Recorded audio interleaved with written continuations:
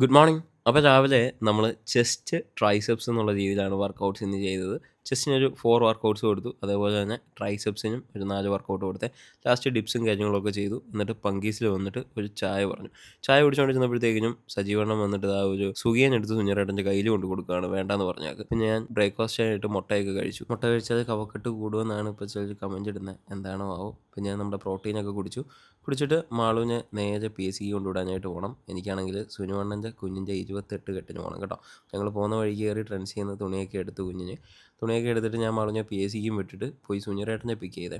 അപ്പോഴാണ് സുനിറേട്ടൻ പറയുന്നത് ഞാൻ തുണി വാങ്ങിയില്ല, എനിക്കും വാങ്ങണമെന്ന് പറഞ്ഞിട്ട് സുനിറേട്ടനും പോയി തുണിയൊക്കെ വാങ്ങിയിട്ട് ഞങ്ങളവിടെ ചെന്നപ്പോൾ ആരോമലും പൂചന്തരവും എല്ലാവരും വന്നിട്ടുണ്ടായിരുന്നു.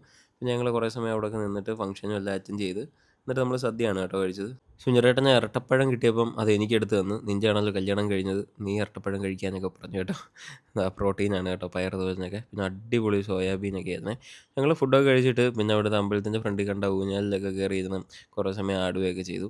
ഒരു നൊസ്റ്റാൾജിയ ഫീൽ. പിന്നെ ഫുഡ് ഒക്കെ കഴിച്ചതിൻ്റെ ക്ഷീണം തീർക്കാനായിട്ട് വന്ന് കുറച്ച് സമയം കയറി കിടന്നു കഴിഞ്ഞിട്ട് ഒരു 3 മണിയൊക്കെ കഴിഞ്ഞപ്പോഴത്തേക്കിനും നേരെ ചുറ്റുളങ്ങരയ്ക്ക് വിട്ടെ നമ്മുടെ വണ്ടി പെയിൻ്റ് അടിക്കുന്നിടത്ത് എന്തായി അവസ്ഥയെന്ന് അറിയാനായിട്ട് പോയി.